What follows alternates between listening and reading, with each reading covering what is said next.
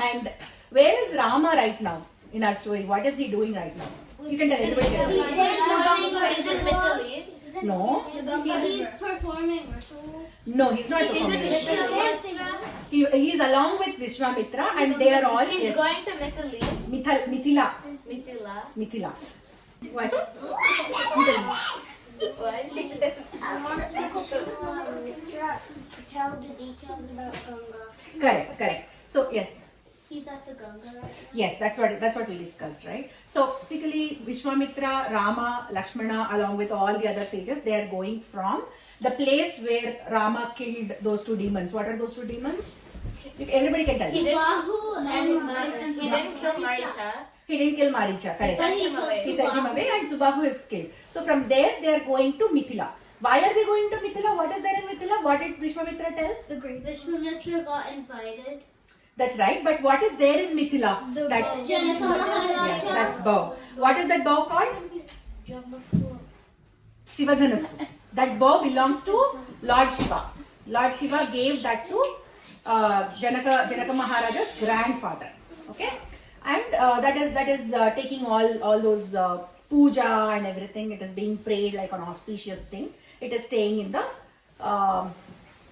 So now from wherever they start and they go by walk, right? They don't have any other means of transport. So they are walking. While they are walking, they stop logically at different points. And in the night they stay there. The next day they wake up. They do all these rituals and go. So based on wherever they are going, if there is any importance to that particular place, Vishwamitra is giving all the details of that place to Rama. That has been going on.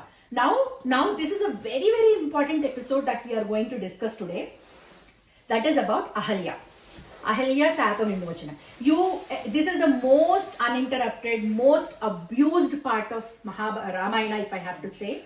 And my heart really sank when I was reading this.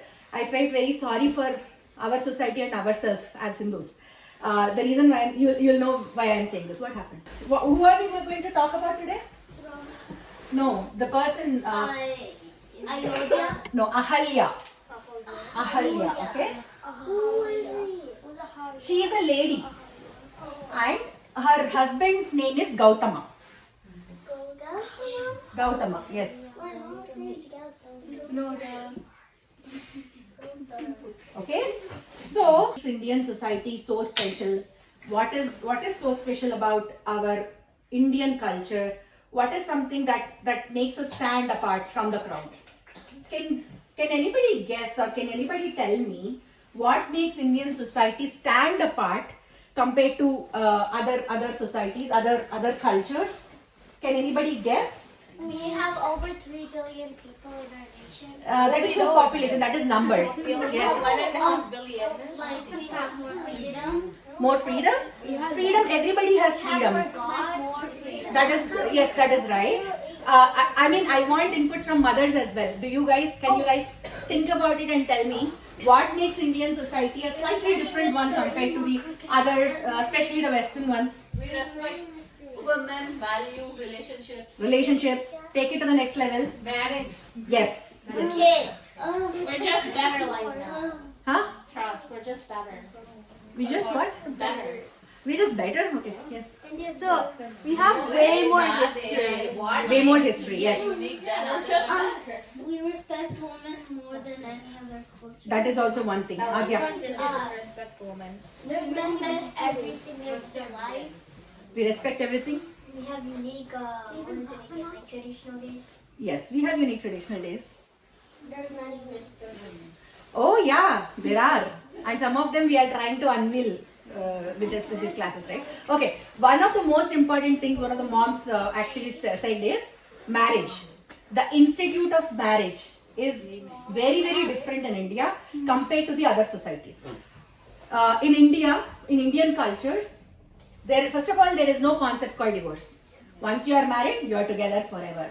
There is no concept called divorce in any. I can challenge you on this. You can go to any scripture, any epic, any story of Indian.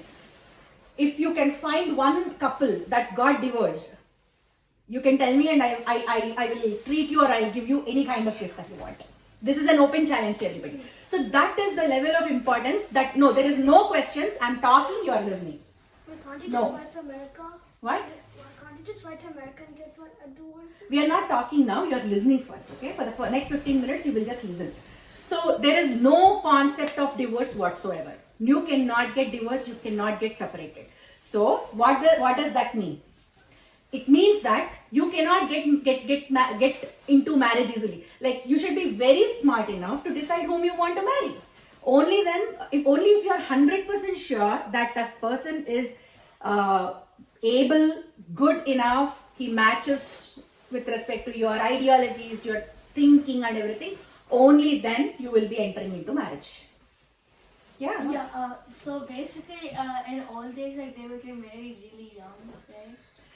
So in the olden days, what used to happen is people were not matured enough. I know where you're coming from. So how do you even judge your spouse? Yes. You're not matured enough. But back then, the family structure used to be in such a way that if a particular person is from a particular family, you almost always know what kind of human being that he will turn out to be. Because those are not nuclear families. They used to live together with their grandparents. If their great grandparents were alive, they also used to live with them, their parents and everybody. And the upbringing was not like the upbringing was so managed so well in between all the generations that you almost always know if a particular person is from this family, you know that this person, this girl or this boy is going to be well mannered, well disciplined, with good principles and ethics, so on and so forth. That is the reason, even though if marriages used to happen like way early in their age, they used to sustain, they used to live together forever, for eternity, until death does apart, right? So we take this vow very seriously in Indian context. Until death does apart, you are not going to separate. There is no concept of separation. Why is it so important that marriages should stay strong? Why is it? It's okay if you don't like somebody. Give me one second. If you don't like somebody, it's better you get rid of that person. Why do you want to be with that person, suffer in a day in and day out, and why do you have to do that? Like, why should the marriage structure be so strong? Yeah, you tell me. There will be way more hatred in the world. Okay. Because like it will cause more destruction. Destruction too? The dharma. Yeah. Yes, Akshay. Maybe if you stay with the person you hate a lot, then the relationship will probably go stronger. Sorry, I didn't get that. So if you stay with the person you hate a lot, you'll get used to it and probably like the person. Probably not. Probably not. Back in the day, everybody used to abide to dharma and ethics so much that there is a lot less deviation from what is dharma. So if you have the rules and if your life is running by the rules, there is very less friction and very less reason to hate someone.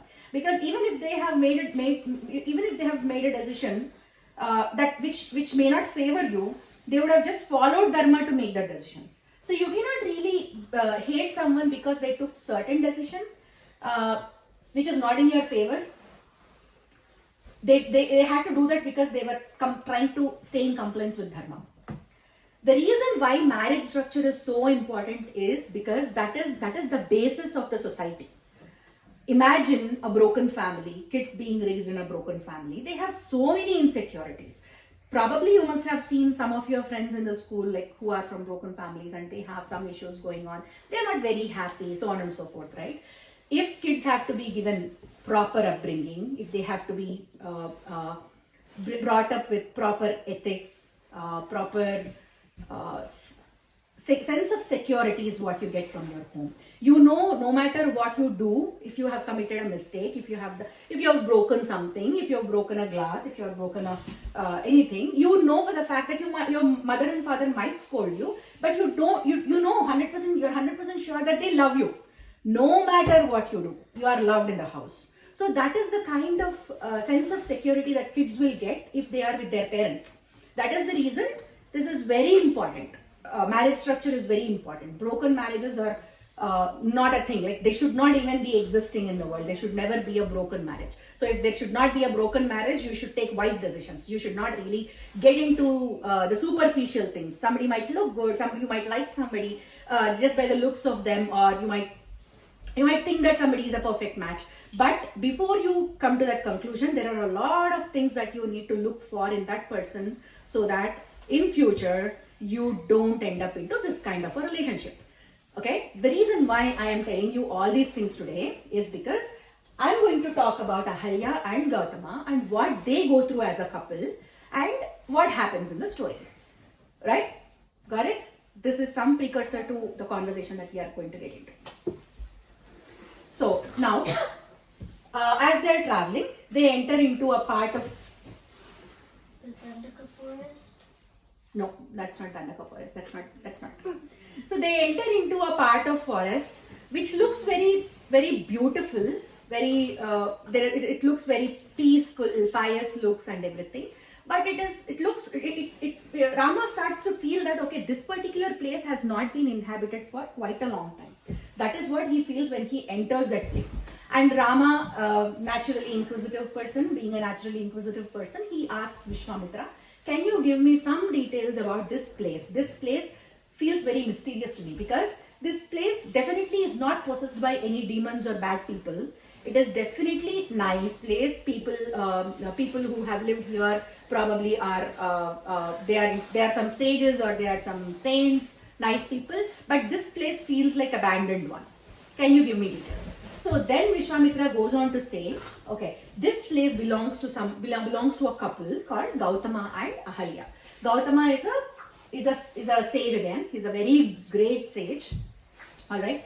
And he is performing all the rituals, ascetics and all those things. And Ahalya is a perfect match to Gowthama. They are a very nice couple. Ahalya is a very beautiful lady. She is known for her beauty and she is also a very virtuous lady, by the way. And they both are living happily there.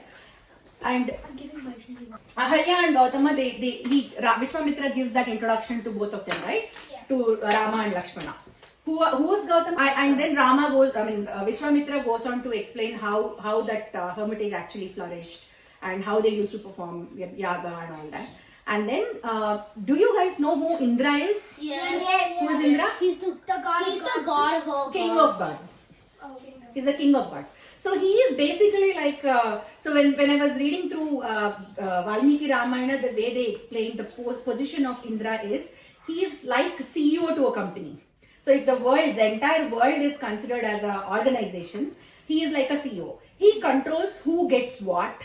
Who gets what in a sense? What does that mean? Which part receives rains, which part receives thunderbolts, which part receives less rain, which part will have ocean, which part of the earth will have mountains, so on and so forth. He gets to organize all that. He works very closely with fire god, with rain god, with the wind god, with sun god, with all these gods. He controls all of them. He gives directions to all of them so that the world can function properly. The world can get all these things as and when needed and they can sustain and they can have the life. So Indra is not one person. Lot of people might not know this. Indra is not one person all the time. Indra is the person, it's a post. Indra is a position. And great people who have really achieved great things in life would go into that position, and Indra keeps changing. It's not one Indra all the time. Indra is not the name of a person. Each time, it's like a prime minister. There cannot be only one prime minister forever, right? There cannot be one president forever. But the word president doesn't change. Likewise, Indra is a position. The name of the position doesn't change, but the person who becomes Indra time and again changes. Based on his qualities, based on his capabilities, they change. So there is always, in Indian mythology, there is always a constant fight for this Indra post. Okay? So whenever somebody is trying to do a lot of tapas and lot of great things, and if current Indra thinks that, okay, this guy is a threat to me, he tries to deviate them from the path of dharma. By doing what? Like suppose for example, Gowthama is doing a lot of penance, a lot of knowledge he is acquiring, lot of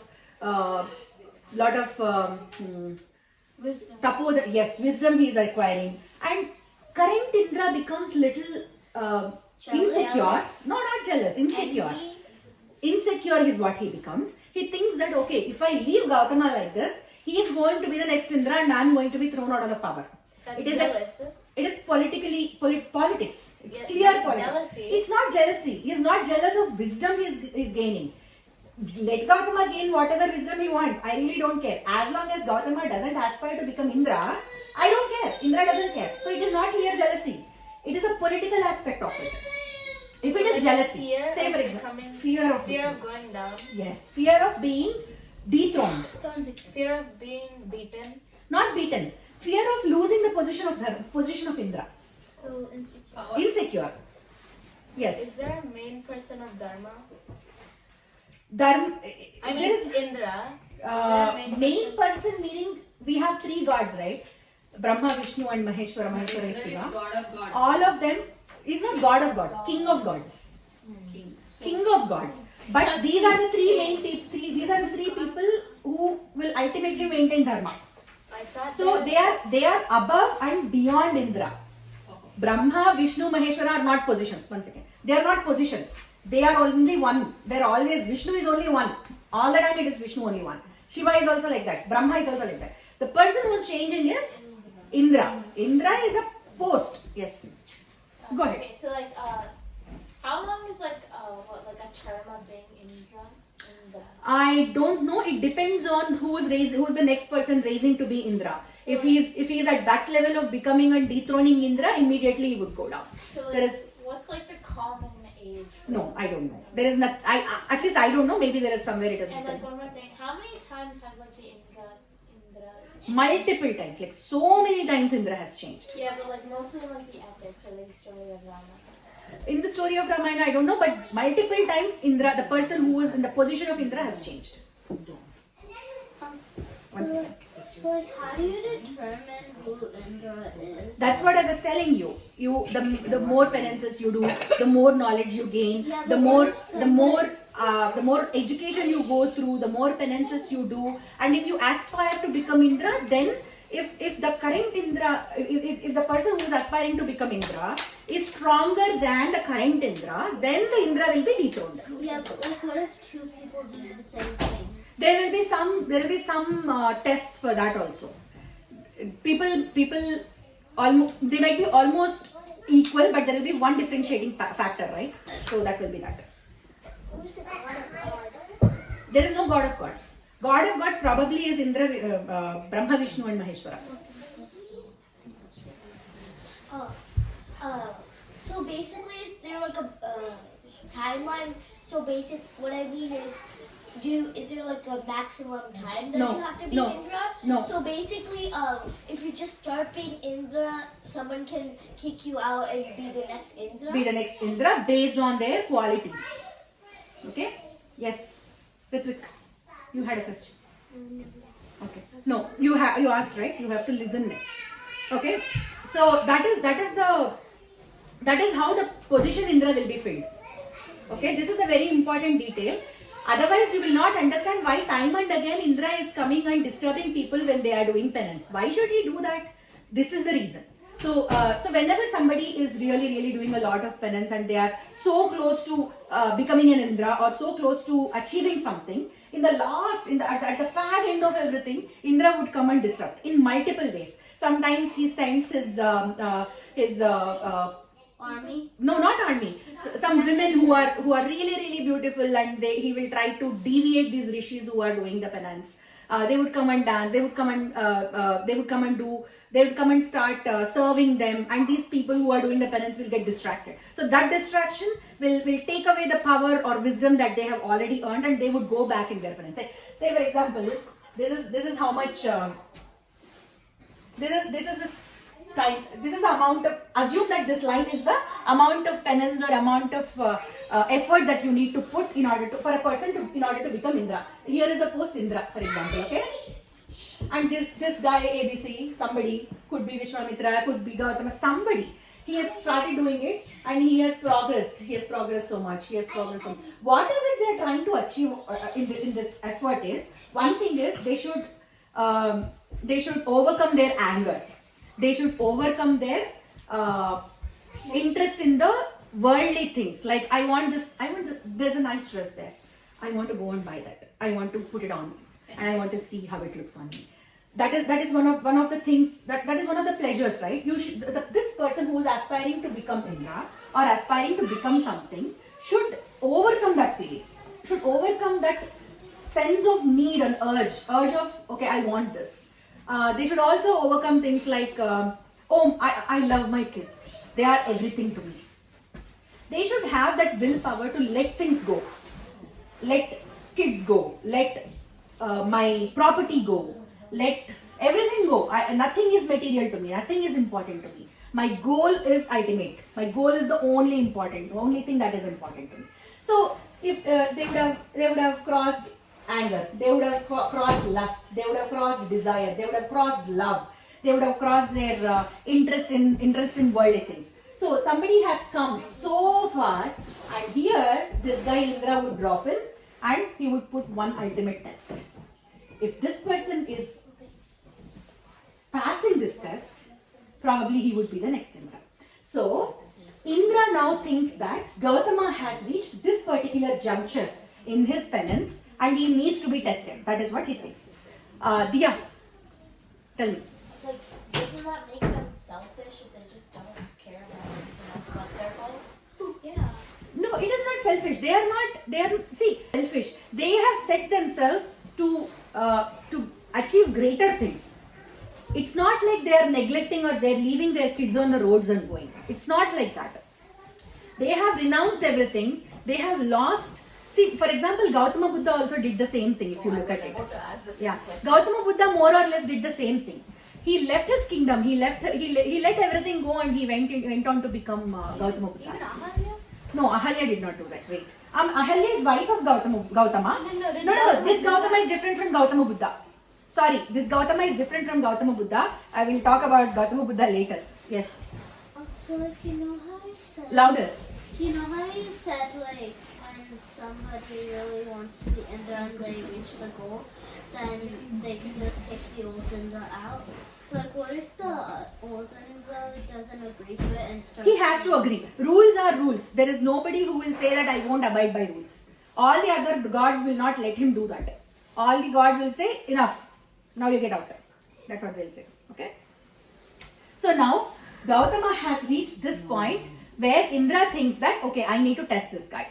And then what happens is one day Indra comes, disguises himself in the form of Gowthama and he comes to the hermitage of Ahalya and Gowthama. He disguises himself in that form and he comes. Okay.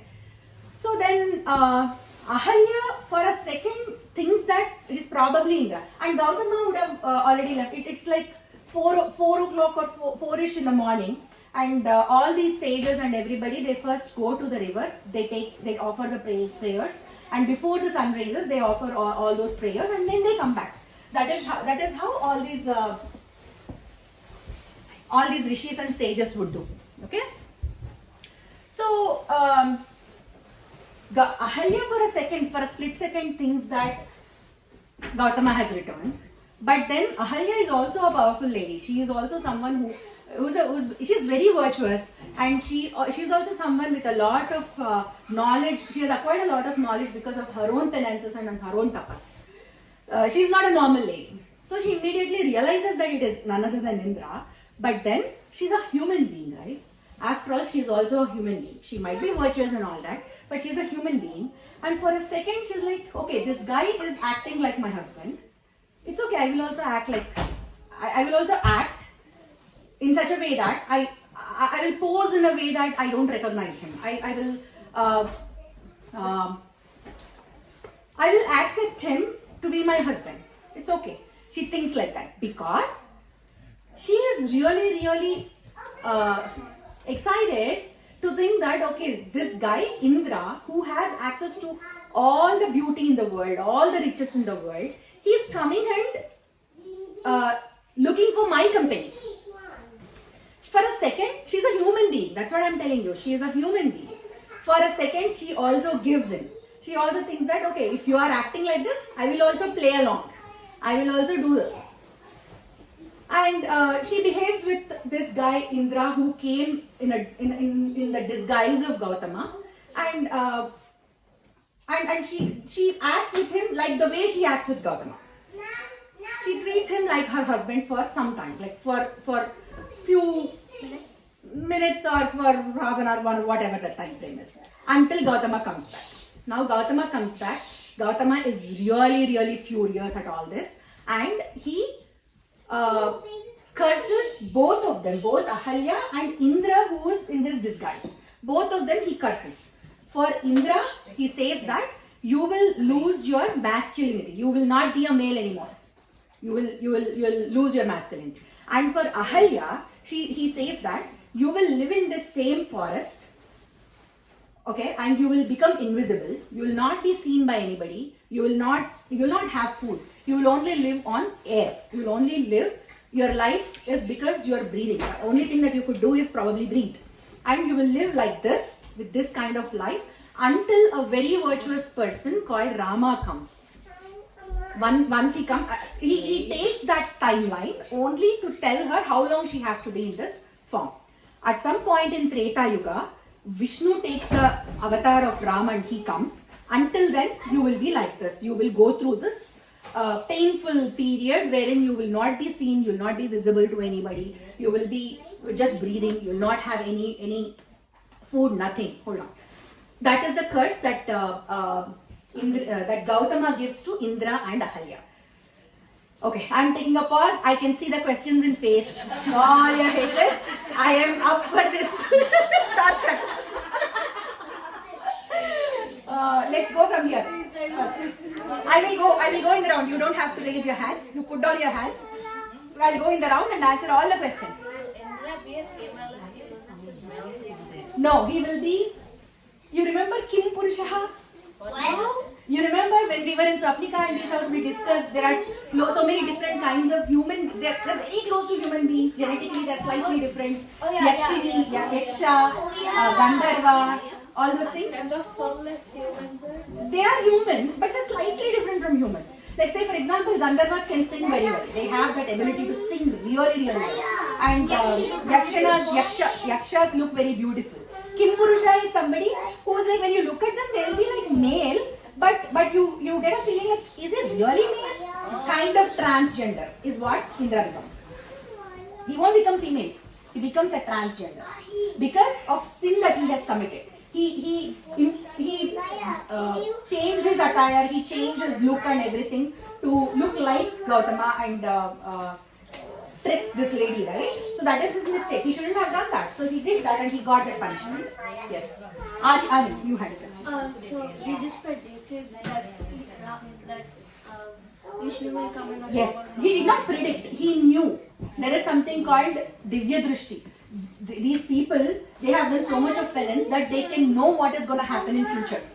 So he knew what Vishnu was going to do before Vishnu was going to do. Correct. Yes. Okay, so basically, Ahalya knew Ahalya, knew that it wasn't his her husband. Correct. but yet she still decided, oh, I will also play along. Oh, that's what she means. that she committed to show that she thought that Basically, she's not being honest to Gowthama. She should have been honest to Gowthama and kick this guy out when the minute she realized that he is not really Gowthama. But she did not do that. That's her she mistake. didn't show as much affection for him.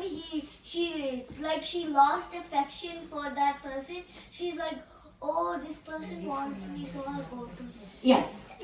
For a split second, she lost the sight that her thoughts are so much clouded. Wait, I will come to everybody. You don't have to read. Her thoughts are so much clouded that she's like, it's okay, she thought. But it's not okay, and she should have been loyal to her own husband. She's not, and that's why she got the curse. Yes. But how can Gowthama just give Ahalya a curse? I mean, Why not? I knew she did something kind of wrong, but like Indra literally came. How can you? Yeah, Indra came. He is also going through that curse. And Ahalya, if she truly did not realize that he is not her husband, and he went ahead. That is fine. But she realized, but still she treated him. He for a few moments she gave the same importance that she would give her husband to somebody else, in spite of knowing that, guys. You have seen so many couples, right? You have your own mother and father. You have seen so many couples. No, under no circumstances, your mom would treat somebody else the same way she would treat her father, right? Definitely, they would treat other men differently from their own father. But this lady did not do that. This lady crossed that line, crossed that boundary of being a good wife to her husband, despite knowing that this guy, whoever came in the disguise and not her own husband, despite knowing that fact. So was that the test to see if Gowthama would curse? Gowthama would curse or Gowthama, what would Gowthama do? That is a test for both of them actually. Both Ahalya and So Gowthama. if Gowthama cursed, so if Ahalya wouldn't have done that, Gowthama wouldn't have cursed, he wouldn't become Indra. So No, but we'll come to that part later. But first, I will come to the part where why Gowthama is financing and all that. I'll come to that. how did Gowthama know that Ahalya knew that was actually Gowthama knew that Vishnu was going to come as Rama after so many thousands of years. So Gowthama is smart enough to understand. Looking at the place itself, he knows. So basically, Hold on. so he already knew that Vishnu would come as Rama and come. So he knew that Ahalya would do that. Yes. Similarly, he has that foresight. If he's missing from a place, guys, please. If somebody is asking a question, listen to the answer also. I know, I will come to you. I'm coming like this, okay? I'm coming like this. So, what was your question? So I like the same way Gowthama knew that Vishnu would come to be Rama. Similarly, he also knew that Ahalya did this. Oh. Yeah. So you know how Rama... Louder. You know how Gowthama gave that curse to Indra? Does that mean whoever comes in the position of Indra will get that curse, or just that particular person? That particular person. And also, so you know, so how did Ahalya know that wasn't Indra and not her own husband?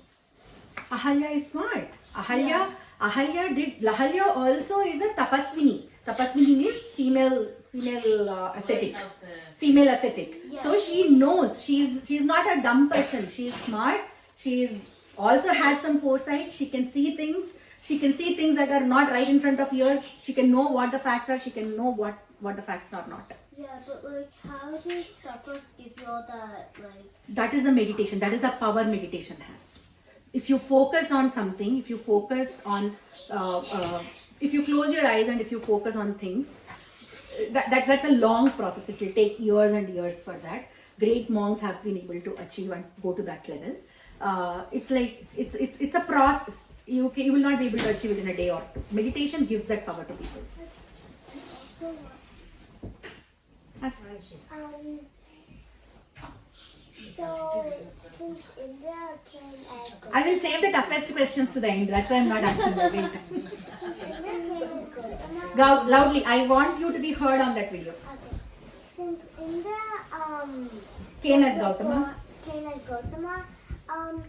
Did he basically dethrone himself because he got cursed? He did not get dethroned himself. Not yet. Yes. Yeah, you know how Ahalya is smart, right?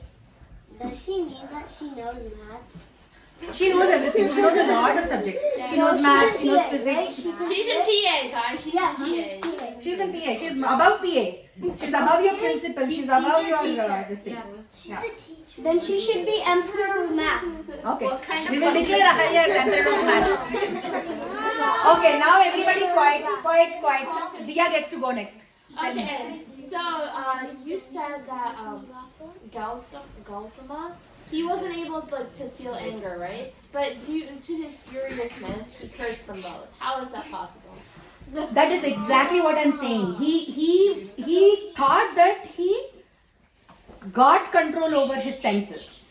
A lot of people thought Gowthama got control over his senses.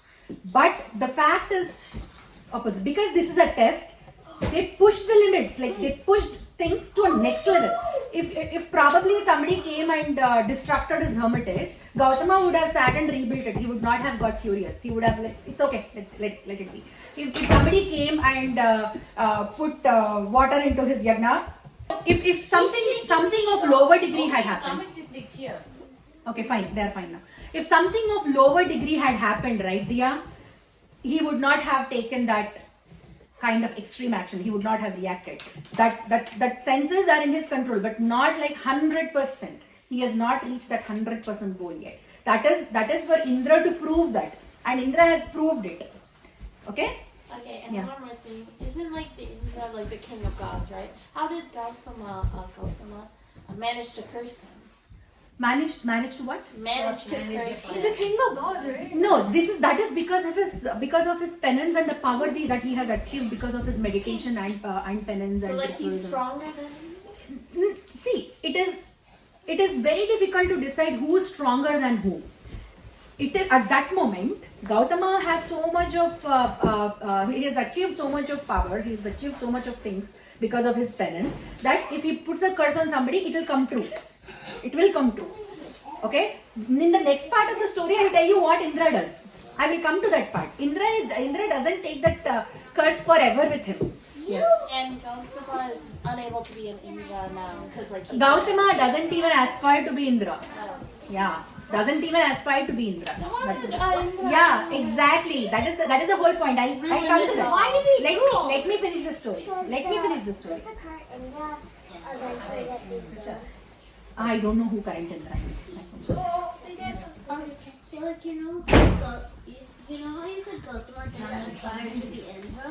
Then what is his ultimate goal? His ultimate goal is to become a very, very wise person and a sage. That's all his goal was. Isn't he already? Exactly. He's already a sage, but they have their own set of goals that they want to achieve.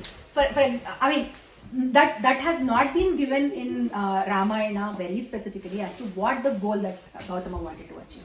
These are the things that are not clearly documented, because at that point of time when Valmiki was writing, it was all understood.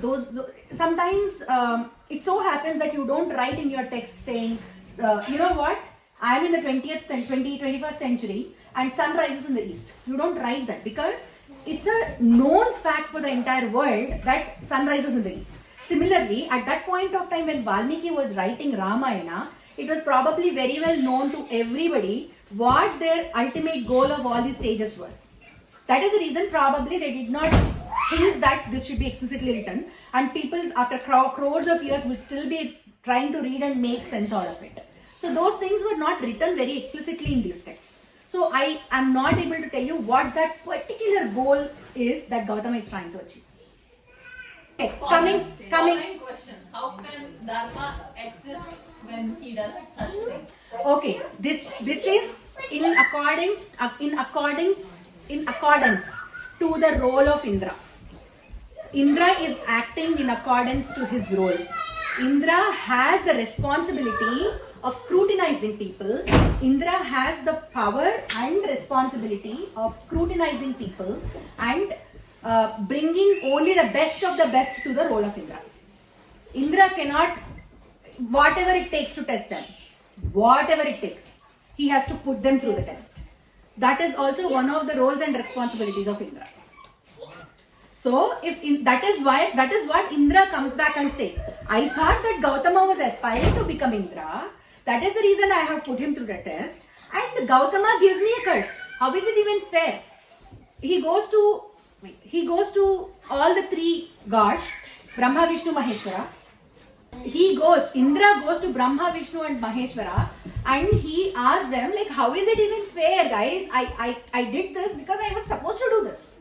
Okay. And then there is a long story how they give him back his masculinity and all that. That is very difficult to explain. If mothers are interested, I can explain it to them. But it is very difficult to explain that. Okay.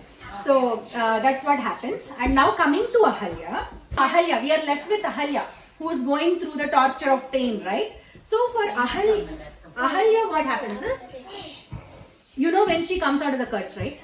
whenever Rama comes to the hermitage, that is when she comes out of it. So what is she doing for so many years in the forest?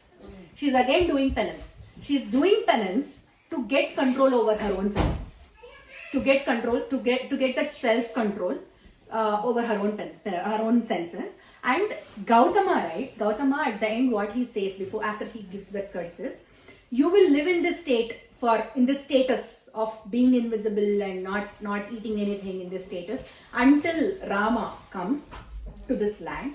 And once he comes, you will get your own form of Ahalya, and you and I will reunite and live together forever. That is what he tells. So, yes. How is Gowthama following Dharma? Gautam, if not Gautama, who else will follow Dharma? He is such a righteous person that no matter what, Gautama will follow Dharma. Yes. You know how you said marriage is the most important thing of Indian culture? Where is Gautama all those years? Like, you said Yes, I'm coming to that part. That's a very good question. All those years, Gautama is in the Himalayas doing penance. So Gautama separated himself from Ahalya because she made a mistake. She cheated on him and all that.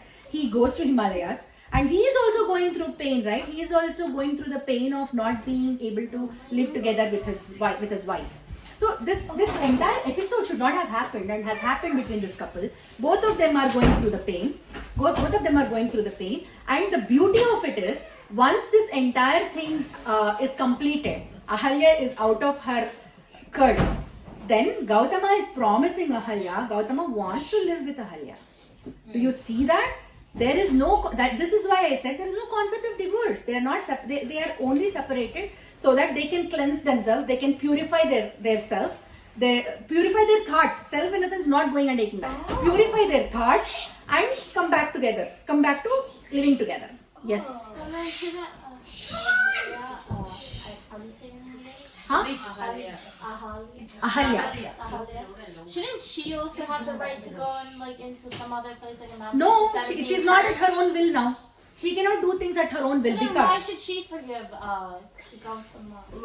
Gautama did not make any mistake. Why? First of all, Ahalya is not in a position where she can forgive or not forgive Gautama because she committed the mistake. She made a mistake. So she's in a position of asking for forgiveness.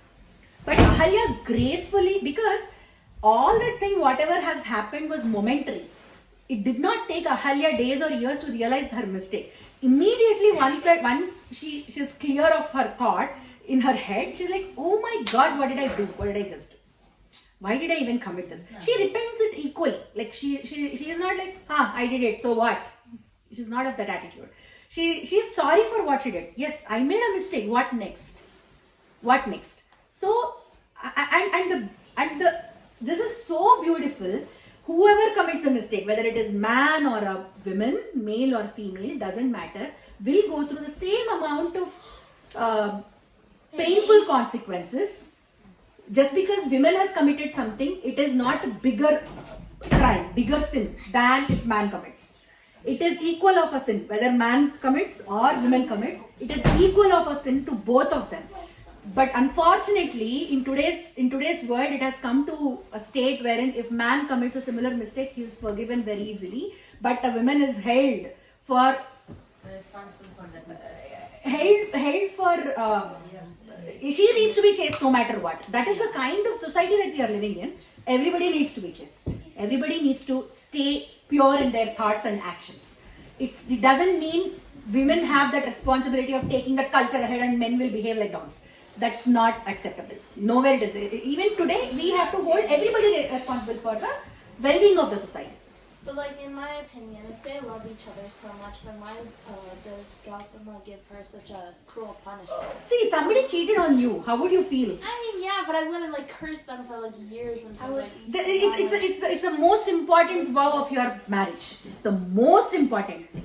There is nothing more important than that. But I would have at least separated each other and make sure she felt sorry in a way, but not literally turn her into a ghost and make her haunt the floor. No. Even Ahalya would not have accepted or come back to Gowthama easily because she knew she is already feeling that pain. She's already feeling that I have made such a huge mistake in my life, and how do How do I clarify? How do I rectify this without going through? See, she has to ultimately gain power over her own senses.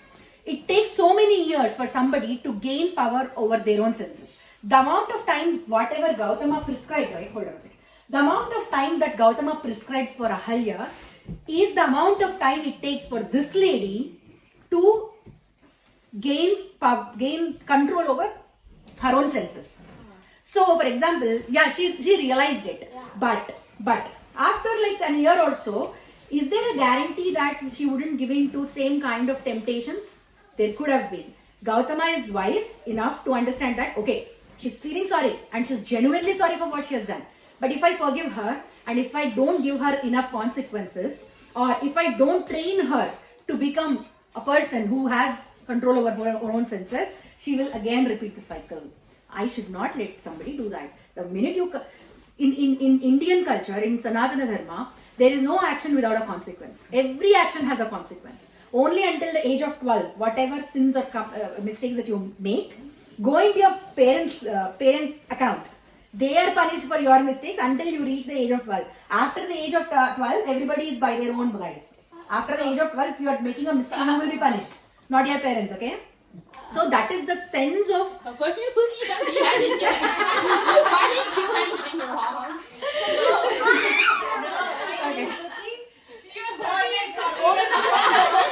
She's looking at everybody who has crossed 12. That's what she's doing.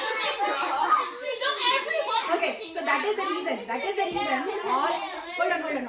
That is the reason all of our gods have weapons in their hands. Why should a god have weapons? God should be so great. Like he should have such a big heart that he should be able to accept everybody for their mistakes. It's okay. If you are my son, you're also my son. You're also my daughter. It's okay. I will excuse you. But why does God have? Every god has a weapon. They want to teach consequences. Without that consequences, they know for the fact that nobody will follow dharma. Brahma doesn't have a weapon. Brahma has a pen. Nothing is stronger than pen. Because he's creating, right? He's writing everybody's fate. He's writing everybody's fate. So basically, like a dead Pen is stronger than sword. So he is the one who is writing your fate. Is Ahalya still invisible or goes dry? No. She Rama comes and she becomes visible, right? Okay, now let us conclude this story. Wait, you can wait for this questions. Let us conclude this story by telling how Ahalya came out of that curse. Okay. Now Rama goes to the hermitage, and then Ahalya automatically becomes visible, and she's so radiant because of all her tapodhan whatever she has accrued over years. She's very radiant, and she is explained as almost like goddess Saraswati herself with so much of knowledge. And every single movie we are told that Rama, while he was walking in the forest, he stumbled upon a rock and that became Ahalya. But Rama goes and touches the feet of Ahalya. Yes. How does he touch the feet? Rama goes and touches the feet of Ahalya because Ahalya has gone through so much of penance over so many years, and she has got control over her senses. She might have made a mistake. Nobody gets to poke on that mistake forever. She has made it. She committed a mistake. She realized it. She went through this penance. She acquired so much of knowledge. Now you should let the past go. Now you should not hold that person accountable for her past mistakes. She is over that. She is someone who has purified herself, whose soul is cleansed of all those mistakes that she has made. Now she has come out to be a better person for good. Now Rama, being Vishnu, he goes and touches the feet of Ahalya. That is the greatness and beauty of Hindu Dharma. And today I bow my head down to Sanatana Dharma, and I'm so proud of being a woman in this culture. That is the amount of pride I felt when I read this story. I hope all the kids understand. All the kids understand how to choose your partner, understand how to stay loyal, how to be what? Virtuous and everything. Okay? You guys are probably very young for the story, but when it comes back to you, like when you grow and when these things come back to you, they make a lot of sense. Then you will understand, okay, why did this lady tell this? Yes. Wait, do they get reunited? Sorry. Do they get reunited? They get reunited. Yes, they do. Yes. ఒక్క నిమిషము వీళ్ళది అయిపోయి recording ఉంది. Doesn't Ahalya feel pity? I mean, like, I know that Gowthama did the curse for Ahalya's own good, but doesn't Ahalya feel pity for going back to the man? No. Gowthama, Ahalya also wants to go back to Gowthama. Please. All that will get recorded. Gowthama, Ahalya will be willing to reunite with Gowthama and let the past go, and they will live in the same ashram happily forever. Is the story done? Yes. This is the story that is So how does Rama wear to touch the feet when she becomes visible? No, she becomes visible, right? The curse is that once Rama comes to your hermitage, you will become visible. Okay. Yeah. Yes, you had a question. Come.